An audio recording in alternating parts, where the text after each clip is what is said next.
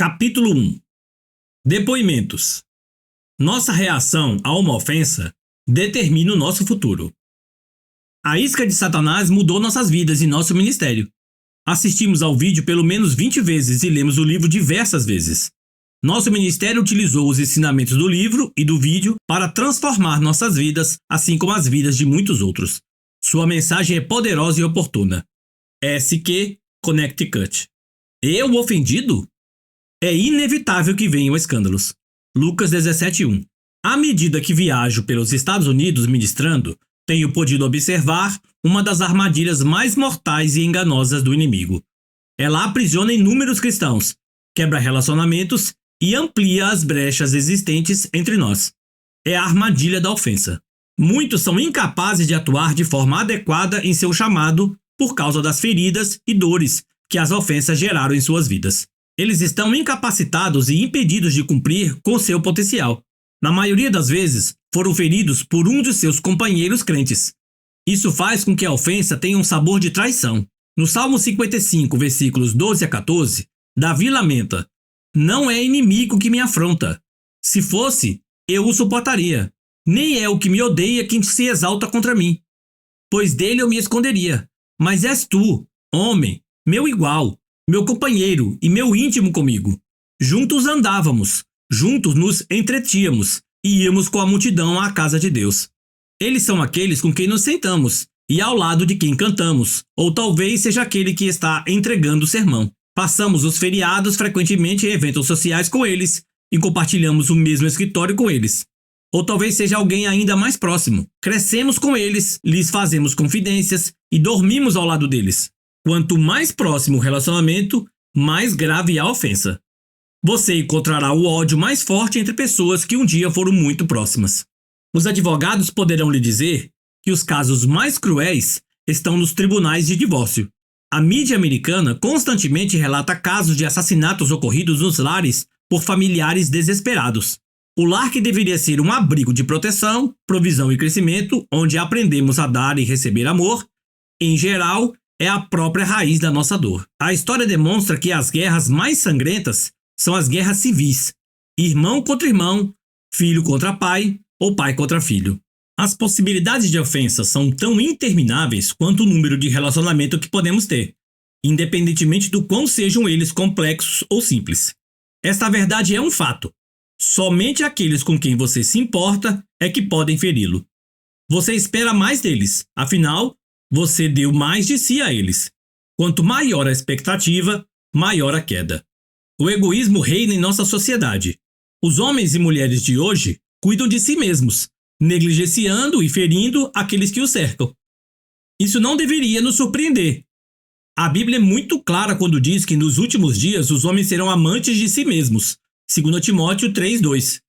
Esperamos isso de incrédulos, mas Paulo não estava se referindo aos que estão do lado de fora da igreja. Ele estava falando daqueles que estão dentro dela. Muitos estão feridos, magoados e amargos. Eles estão ofendidos, mas não percebem que caíram na armadilha de Satanás. A culpa é nossa? Jesus deixou muito claro que é impossível viver neste mundo e não ser ofendido.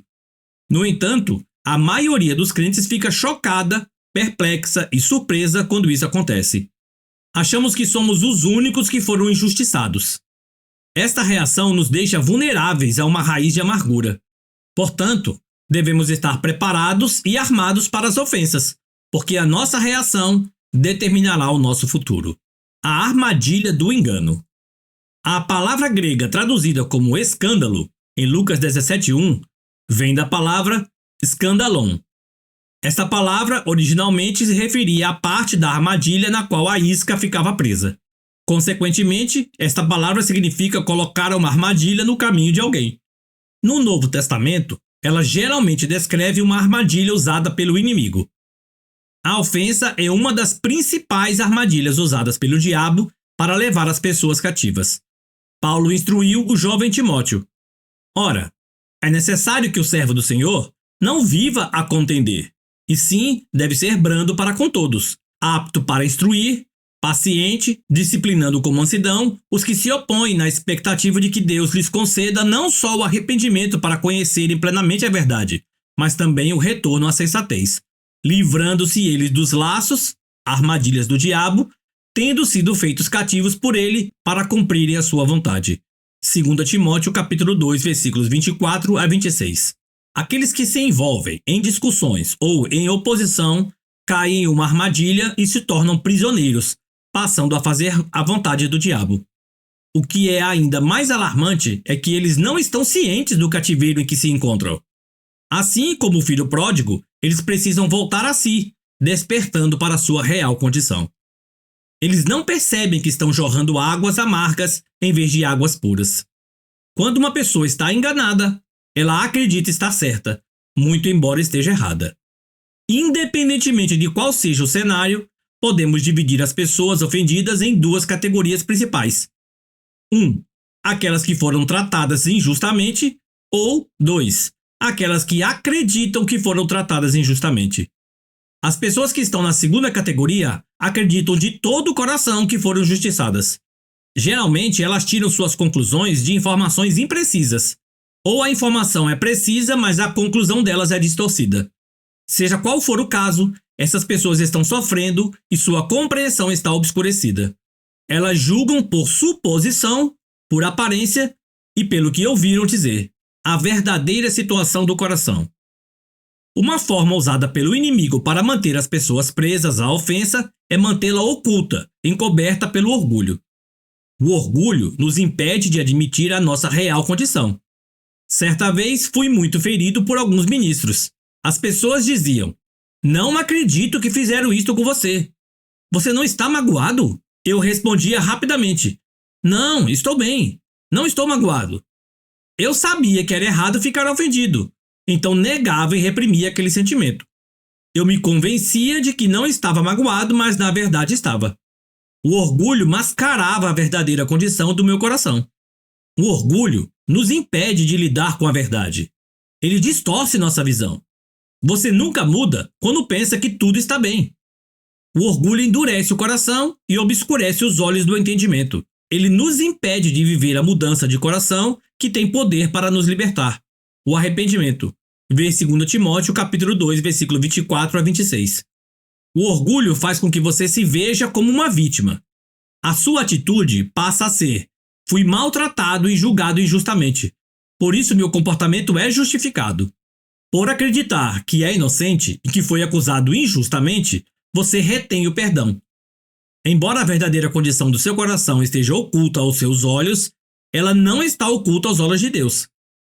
Só porque você foi maltratado, não tem permissão para ficar preso a uma ofensa.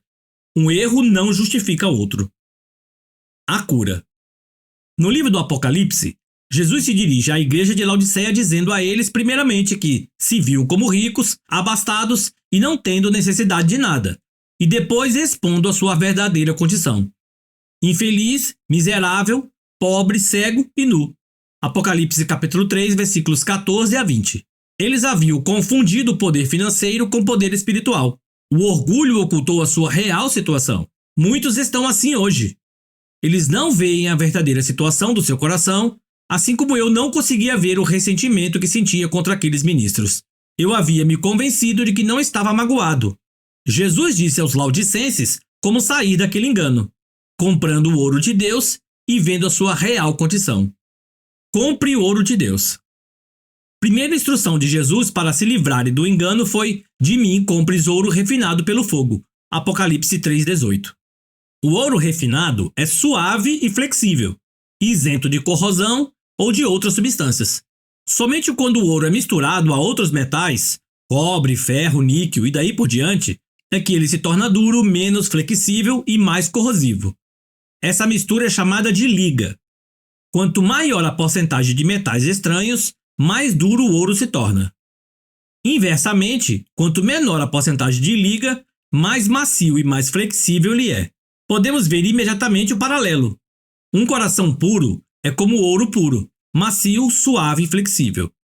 Hebreus 3,13 declara que os corações são endurecidos pelo engano do pecado. Se não tratarmos uma ofensa, ela produzirá mais frutos de pecado, como a amargura, a ira e o ressentimento. Essas substâncias que são acrescentadas endurecem o nosso coração, assim como a liga endurece o ouro. Isso reduz e retira a maciez, gerando uma perda de sensibilidade. Ficamos impedidos na nossa capacidade de ouvir a voz de Deus. A nossa visão, apurada, se torna obscurecida.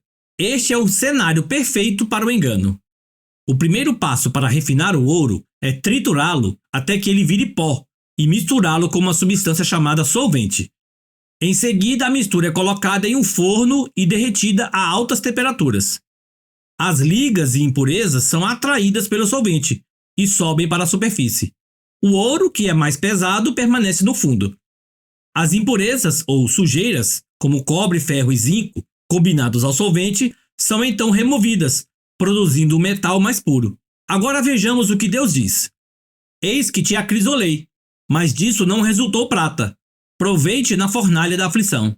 Isaías 48:10. E novamente, nisso exultai, embora, no presente, por breve tempo, se necessário, sejais contristados por várias provações, para que, uma vez confirmado o valor da vossa fé, muito mais precisa do que o ouro perecível, mesmo apurado pelo fogo, redunde em louvor, glória e honra na revelação de Jesus Cristo. 1 Pedro capítulo 1, versículos 6 e 7. Deus nos refina com aflições, provações e tribulações. Elas são o calor que separa impurezas como o perdão, as disputas, a amargura, a inveja e tantas outras do caráter de Deus em nossas vidas. O pecado se esconde facilmente onde não existe o calor das provações e aflições. Em tempos de prosperidade e sucesso, até um homem mau parecerá bondoso e generoso. Mas sob o calor das provações, as impurezas sobem à tona. Houve um período em minha vida em que passei por algumas provações como nunca antes. Eu me tornei uma pessoa rude e áspera com os que me eram mais chegados. Minha família e meus amigos começaram a me evitar. Clamei ao Senhor: de onde está vindo toda essa raiva? Ela não estava aqui antes. O Senhor respondeu: filho, é quando derretem o ouro no fogo que as impurezas aparecem. Então ele fez uma pergunta que mudou a minha vida.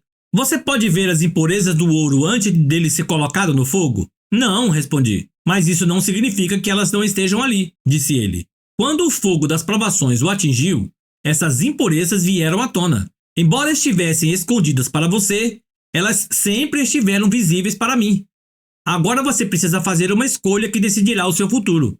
Você pode continuar irado, culpando sua esposa, seus amigos, seu pastor e as pessoas com quem você trabalha, ou você pode ver esta sujeira do pecado como ela é e se arrepender, receber o perdão, e eu pegarei a minha concha e removerei essas impurezas de sua vida. Veja sua verdadeira condição. Jesus disse que nossa capacidade de ver corretamente é outra chave para sermos libertos do engano. Em geral, quando somos ofendidos, nos vemos como vítimas e culpamos aqueles que nos feriram. Justificamos a nossa amargura, a nossa falta de perdão, a nossa ira, inveja e ressentimento quando elas vêm à tona. Às vezes nos ressentimos até contra aqueles que nos lembram dos que nos feriram. Por esse motivo, Jesus aconselhou: compre colírios para ungir os olhos, a fim de que vejas. Apocalipse 3,18. Ver o quê? A sua verdadeira condição. Esta é a única maneira de sermos zelosos e nos arrependermos, como Jesus ordenou em seguida. Você só se arrepende quando para de culpar os outros. Quando culpamos os outros e defendemos a nossa posição, estamos cegos. Lutamos para retirar o arqueiro do olho do nosso irmão quando há uma trave no nosso. É a revelação da verdade que nos liberta. Quando o Espírito de Deus nos mostra o nosso pecado, ele sempre o faz de tal maneira que ele parece separado de nós. Isso traz convicção e não condenação. Minha oração é que, ao ler este livro, a palavra de Deus ilumine os olhos do seu entendimento para que você veja a sua real condição e seja liberto de qualquer ofensa que esteja abrigando em seu coração. Não permita que o orgulho o impeça de ver e de se arrepender.